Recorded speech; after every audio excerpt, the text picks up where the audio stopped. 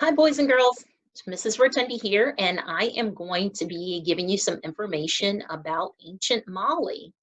So we're going to go through our textbook, and I'm not going to be reading you the information in the textbook. I'm more using the textbook to help me guide you through some information and give you some photographs and illustrations that you can look at as I talk about some of the important information that you need to know about ancient Mali.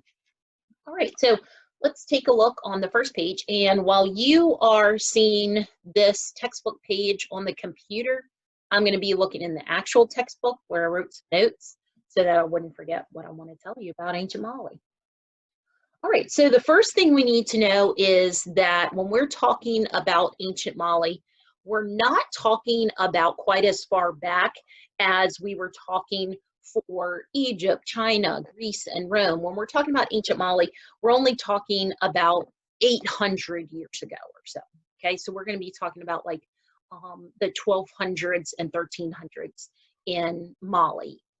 Now, you also need to know that ancient Mali was located in Western Africa. So if you look on your text page that we have here, you can see where they've marked the current location of Mali, because Mali is still a country in Africa, but it's a little bit different shaped now than it was back in the time of ancient Mali. But still, you can see that western area of Africa where Mali is located. Okay? And you're going to see on that globe as well, up here, the area that's brown, that's all area that's desert. And Mali, you can see, is right on the border of that large desert. It's actually the largest hot desert in the world, and that's the Sahara Desert. So we've got the Sahara Desert right there to the northern part of Mali, and then to the southern part, we have some grassland area. Right? Also, in the northern part where the Sahara Desert is, there are lots of salt mines, which are going to be really important for the civilization of Mali. And then down to like the south and west toward the coast, there are a lot of gold mines, which is also going to be very important. I bet you get interested when you hear gold mines, didn't you?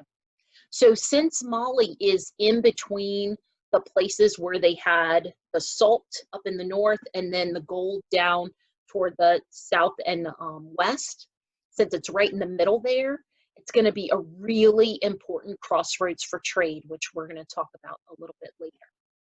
Okay, so take a look at some of the architecture that you see in ancient Mali. So this is actually a recent picture or photograph from Mali in the city of Jenne, but they still build buildings like they did in ancient times. Since there aren't a lot of big trees growing in the area of Mali because they're in desert and grassland areas mostly, they're going to use this mud brick type of building for a lot of their buildings in the ancient times. And then some of the buildings even today are still built like that.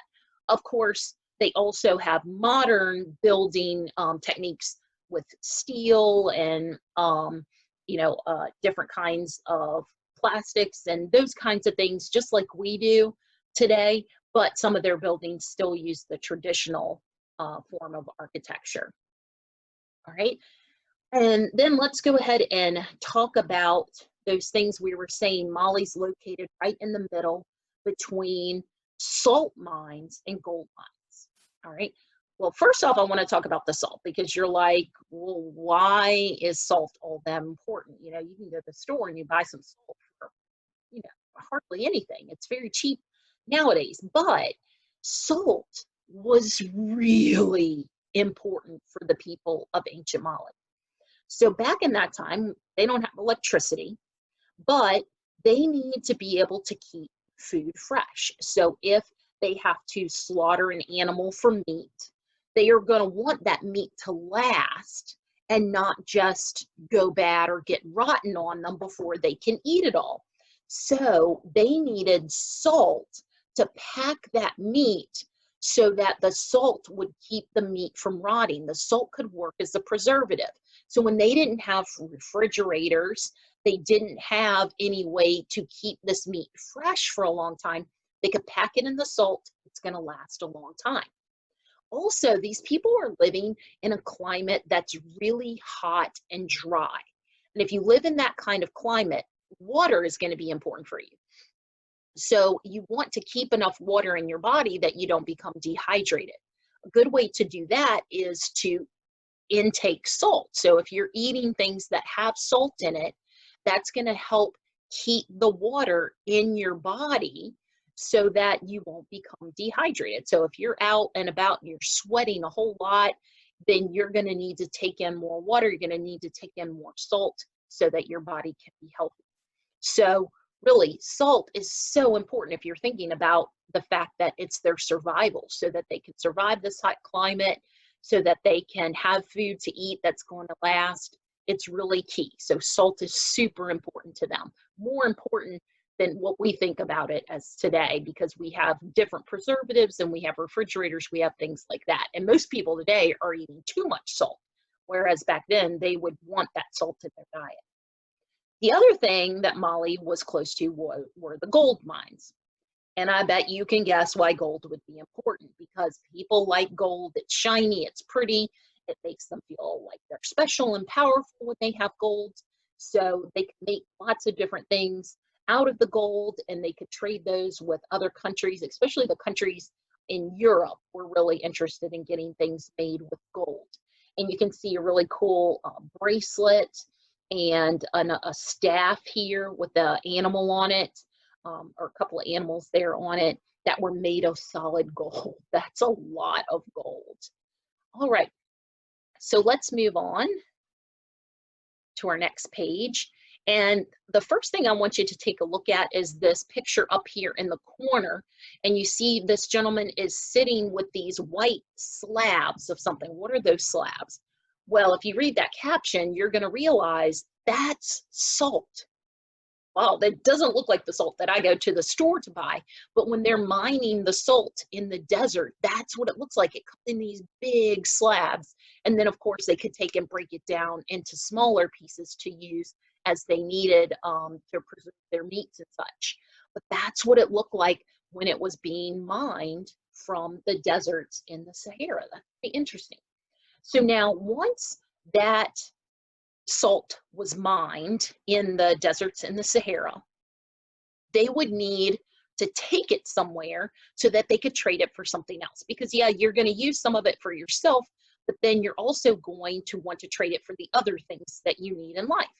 So what they would do is they would load up the salt slabs onto camels and make a caravan. A caravan might be, a few camels together. It could be hundreds of camels together coming across the grasslands and across the deserts to meet somewhere where other people are coming together with their goods so that they could trade them. So the people in the gold mines were also making caravans, and they would meet in the middle in Mali to be able to trade their goods. So Mali was such an important place because it's right there in the middle between the two. So you're getting people with salt, which was very valuable. You're getting people with gold, which is very valuable. Other people are coming from other places with the things that they have to trade because they want salt and they want gold. So you've got a country that gets so rich because everybody is bringing their valuable things right there to Mali to trade. And when you're in charge of Mali, when you're the king of Mali, you can take some of that valuable stuff, that gold, that salt, whatever it is you want, kind of like taxes. You can take that from the traders and use that to make your country very, very wealthy and very powerful. Okay, let's take a look at our picture here. We have a caravan. So in case you haven't seen a camel caravan before, you get a look at what that might look like. And oh, look at that gold up there. Shiny and beautiful. Why so many people wanted it.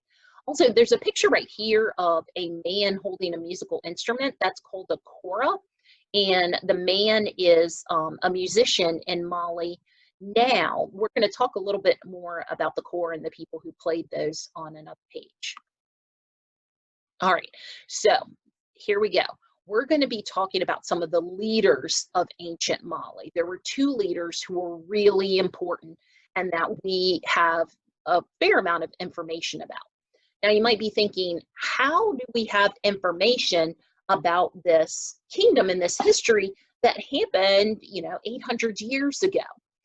Especially if you know about Mali, it's the fact that they didn't really write a lot of stuff down at the beginning of their civilization. There, a lot of the people who were living there at first, they didn't even have a type of written language. They had oral language that they spoke, but they didn't even have written language to write down what they were speaking about and about their history. So that's where these really important people called griots come in, right? So this man down here at the bottom in the picture is a griot. I know it looks like griots or griots, but it's not. It's a griot. And he has also got a cora there. The griot's job was to be a storyteller. So you're kind of like, why is that important, telling stories? Anybody can tell stories. Well, the stories that the griots told were the stories of the history of the people of Mali, of their civilization. So since they didn't have their stories written down, the griots would memorize all the stories that were important to the people of Mali and their history. And they would tell them like at big celebrations, at important events. They would retell these stories, and most of them would be told set to music. That's why he has the musical instrument. And if you think about it, I bet it would be a lot easier to memorize a really long story if it were set to music. Because I can remember songs from years and years ago, but you ask me to recite a book, I'm probably not going to remember it. So the griots would set these stories to music. They would sing them and play them and tell them to the people so that they could remember their history. And as a griot grew older, he would train an apprentice type griot, a younger griot, and teach him the stories. They would add on new stories as things in their history came to be. And then that griot would then take over the job of passing those stories down to the next generation. So griots